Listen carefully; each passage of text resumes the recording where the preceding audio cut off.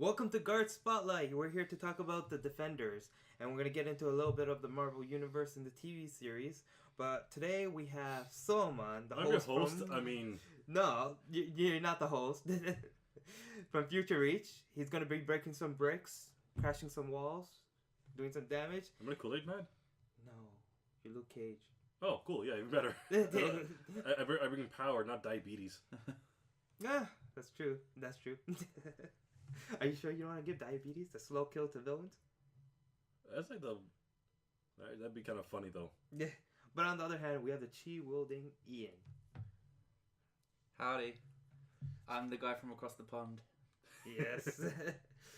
Inputting my impeccable knowledge of the Defenders. We imported him. Yeah, literally. Yes. He's come down from England. Long way to come down from. We'll see what his knowledge holds up. He's a big fan, so we'll get to see this. So, to start off, why don't you give us a little intro about Jessica Jones? Okay, so with Jessica Jones, the entire season is essentially her family coming to grips with not just her, I guess like personal demons. Like she's basically a functional alcoholic, but also with the fact that there's like an actual superpowered stalker who's obsessed with her, and so he has to deal with that. And then it basically culminates with her family coming to some grips with like not just that past, but like her childhood and everything else like that, which we get to see glimpses into. And the main villain? The Purple Man. Basically, spoilers by the way, because of course it's gonna be spoilers. This is the build-up for like the Defenders. Her villain is the Purple Man, and anybody within a select or vicinity of him. So if you're like 10 feet or 20 feet or whatever of him, he basically has complete and perfect control of all your actions. So you smash your face into the wall, you walk through that wall. That person will wholeheartedly do that until he's either told to stop or the Purple Man just like walks out of a room and the guy waits half an hour. Then he's perfectly normal again. But until then, he's a walking nightmare. Okay, that sounds really intense. Oh, yeah, lighthearted series, like something you throw your kids and your grandparents. Definitely for sure. not what they were going for when they did this series. I don't know, that seems really dark. It is a little bit dark. I think out of all four of them, I think Jessica Jones is probably one of the weaker series, in my opinion. It's one of my favorites. Why? Because it has so virtually every main male character in that show is basically a walking allegory for an abusive relationship.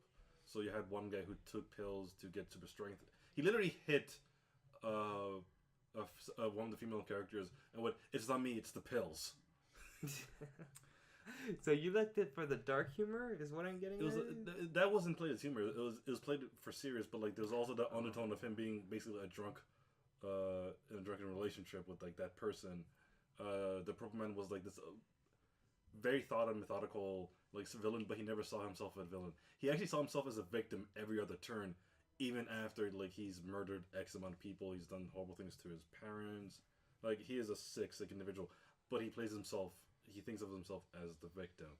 Everything was done in a very intentional and intelligent manner. Nothing was really ham-handed in the show for me.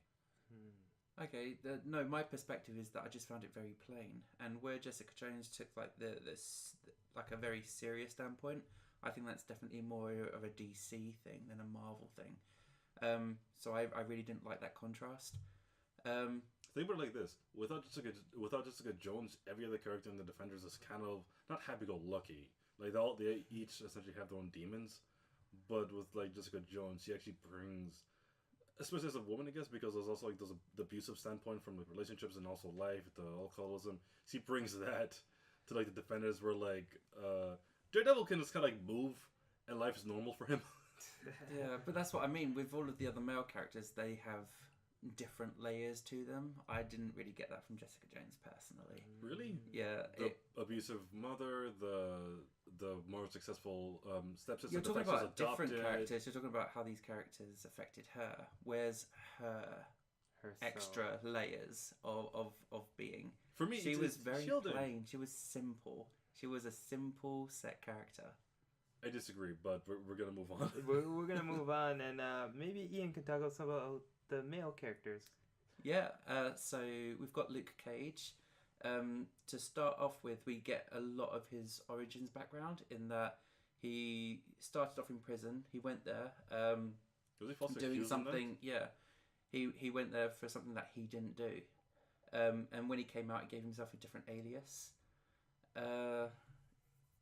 Yep, they commute in this barbershop, which is kind of this peacekeeping place which nobody touches. And then when that gets shot at, he then seeks retribution to kind of right the wrongs and to do better. And that's kind of the overall plotline of Luke Cage. Which is just an awesome series by itself as well. It was pretty amazing. I really enjoyed it. The music, the characters, the setting, No, it everything was came to life. great. I just had a little part in the middle of the series where it dulled out a bit because they kind of dragged it on. I felt like that. They did, but I felt like there was enough going on to still keep me interested, Yeah. and I liked the change in antagonist as well. Where because you actually liked that? yeah, I loved that. The fact that it changed from Cottonface to his sister. Oh, that's what you mean. Okay, I thought you meant. I was gonna. I thought you meant you changed from like Cottonmouth to Diamond. Oh yeah, I Diamondback. said Cottonface. It's Cottonmouth. But like, that's the thing. That was a good switch. That was. Oh no, to his sister. Yeah, like Yeah. I wish it stayed his sister. I didn't see that coming, No. I don't think anyone did. and it still gave us a strong female character as well. That's true. That's true. Yeah, What's her? I can't remember the actress's name, but like she did an amazing job. I want to say playing. Viola Davis. Same. Was it her? Is that her? It could be. I'm not sure. I'm gonna label it as that until we correct it later Yeah. on. We're gonna piss off like one person who's like a hardcore like Viola Davis fan. That's not her name. She's the editor of that. But no, like that. I wish she stayed the main character, the main villain afterwards, because Diamondback was an actual cartoon character. Yeah, I can see why they wanted it to be more male orientated, because they already had a very strong woman in his mother who kind of created this super villain, and the fact that the mother wanted the girl to not follow that path the same way that she did. So I like that twist and that manipulation, that it was always in her blood, in her family. There's also the what's it called? Yeah, they had like another like Marvel Universe like a strong character, and what's her name? The cop, the female cop. Oh, It's gonna bother me later that I forgot her name because I actually like her character in the comics. I can't remember. Right? You know, but you know who I'm talking about. Yeah. Yeah, I've gone a bit blank as well. So like, her story is amazing, like impressive at least, and outside the show as well, because she thought she wasn't gonna get the job. She just did like a casting call. Went, oh, let's try it out. She got the job, and like some people don't like it because compared to the guy who played Luke Cage, compared to like Viola Davis and Cottonmouth, and whatever she's like in a setting with them, she might seem like a weaker actor, but I still liked her throughout the whole series, and I hope she becomes like a mainstay. She was a nice complementary factor to Luke Cage. Overall, though, I think the villains played really strong. Cottonmouth was one of my favorites. They did, They and I did. think that, especially talking about that police officer, to come back to that point, Yeah. is it was a very nice opposition, that there was so much evil that was going on, and having corrupt cops, and she was actually the legitimate one, the one that wasn't, and she was a female character, so that was pretty incredible from my perspective. Mm-hmm. Yeah, actually true. And the fact that like all of this took place within essentially just a block, not a block, but like a couple blocks, like a neighborhood and an area, and you throughout the whole series you actually feel like this is real, because between like Jessica Jones, Daredevil, and Iron Fist, it's like an entire city, so nothing really feel. Maybe Daredevil a little bit better, more because of just that one barrel he's really protecting. Yeah. But it's still kind of by second season, still New York as a whole. It adds elements in there, right? So it Yeah. adds a lot of dynamics, whereas Luke Cage stayed into a block. I get what you mean. Yeah, like actually felt like a place, like a location. Well, You can actually it just felt more substantial. I felt like everything evolved in a linear way from the barbershop, and it went just over like to the bar, to like all the other places that Just he had fixed to do. locations. Yeah, and then it started creating a whole map in our heads of what was where, right? Exactly. So they did really well with that as well. They introduced a Method Man into the MCU, so I'm really happy about that. I like that. Well, there's another one. It's, I guess, Iron Fist is the other male character. Yeah, so you want to do that? Because I don't like him. You don't like him? I love him. See, Is there, that Remedy in. there's an unaired episode of Iron Fist. It's not gonna help it. It's gonna be quick to wrap up. He's a really wealthy family that went over, and on their trip, you don't know for what reason at that time, they got shot down in the air, and he was saved by monks, So kind of like the first episode of Arrow. basically. And then he comes back, and when he comes back, oh boy, he wants to go back to the company and claim what's his, right? It's his company. Yeah. He wants to get it back. Well, looking like a homeless man. Well, It's still his name as well, I believe. isn't it, Yeah. on the building. Yeah, Yeah. Rand Yeah. Enterprises. and the whole concept was there was a partner who took over, and his daughter and son run it now, and the partner is dead, so they didn't want to give it claim.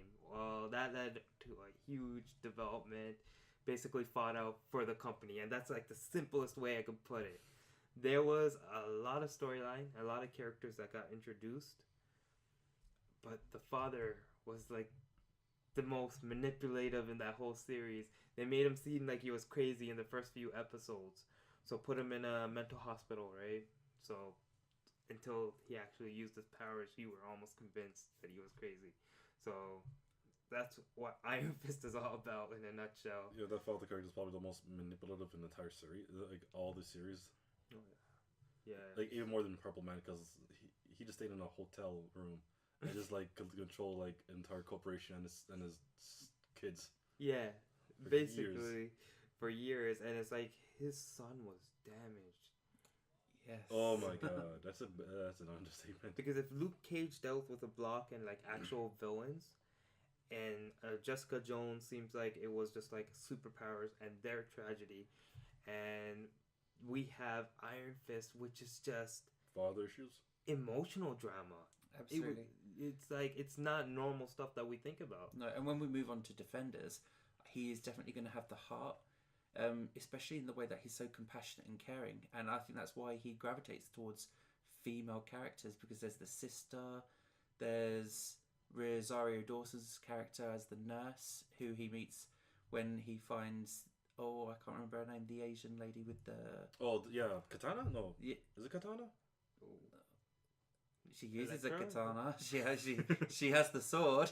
I don't know if Ah. that's her name, but he definitely does gravitate towards Oh, having a compassionate, caring side, and he will be. He'll be the heart of the program, and I But- think that's amazing coming from a male character. It's still funny though, because like one of the what's it called? The scenes that sticks out to me was like when, because you're right, he comes off as just this like happy, joyful guy, and then like when he walks into the dojo, hey, cover me for a second, I have a phone call, and then he just just like slip kicks a kid, going, this is not a joke, you're gonna fight for your life one day, going, oh wait, oh wait, hold on, my mistake, got a flashback, I have a little bit of PTSD, ignore that, do your katas. It is good, and he does war that as well, especially, and that is more apparent, I think, towards the end of the series when one of his brothers from the monk yeah, the Yeah. monk place has- comes back to bring him back, because he has his obligations and duties to do. So he's kind of deviated away from his mission. yeah. And it's like his goal, his duty in life. He's just went, I'll turn my back for now. It's not gonna be that big of an issue. Da, da, da. And then when he goes back, oh my god, it's gonna haunt me forever. Kind of moment. Yeah.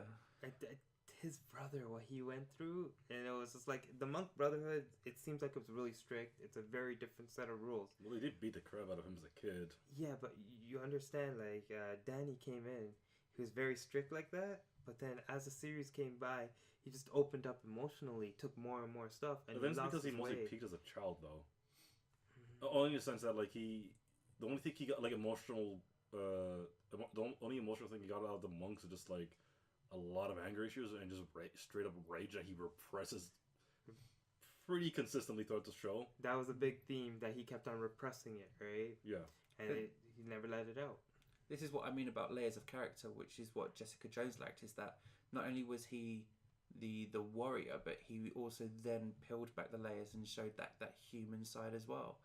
And I found that in Luke Cage as well. Yeah, Luke Cage And had a lot Daredevil. Luke Cage, like from the outside, if you haven't met him, he seems like a hard ass. But then he saved that lady at the store. He did like care about Pop so much, right? Yeah. That he took his word seriously. That he eventually started like expanding his heart to the rest of Harlem. Yeah. To the point where like Harlem's under his protection. And it's a big factor, right? So what will happen is going forward is like Daredevil's gonna be another layer that we're gonna peel apart, and we're gonna do that in the second part. So if you like this part and you want to continue, just click on the second part. Hey everyone, if you want to continue watching, click here. Or, if you're feeling lucky, click here for something totally random. And coming to some grips with like not just that past, but like her childhood and everything else like that, which we get to see glimpses into. And the main villain? The Purple Man. Basically, spoilers by the way, because of course it's gonna be spoilers. There's a build-up for like the Defenders. Her villain is the Purple Man, and anybody within a select. Why don't you give us a little intro about Jessica Jones? Okay, so with Jessica Jones, the entire season is essentially her finally coming to grips with not just her, I guess like personal demons. Like she's basically a functional alcoholic, but also with the fact that there's like an actual superpowered stalker who's obsessed with her, and so he has to deal with that. And then it basically culminates with her finally Crashing some walls, doing some damage. Am I Kool-Aid Man? No, you're Luke Cage. Oh, cool. Yeah, even better. I bring power, not diabetes. Yeah, that's true. That's true. Are you sure you don't want to give diabetes the slow kill to villains? That's like that'd be kind of funny though. Yeah. But on the other hand, we have the chi wielding Ian.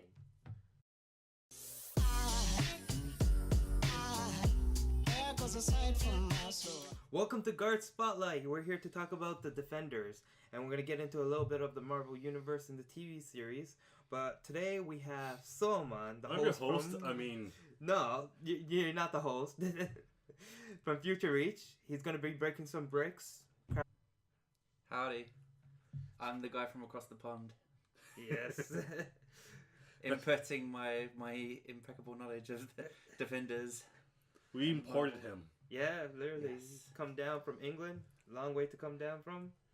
We'll see what his knowledge holds up. He's a big fan, so we'll get to see this. So, to start off, why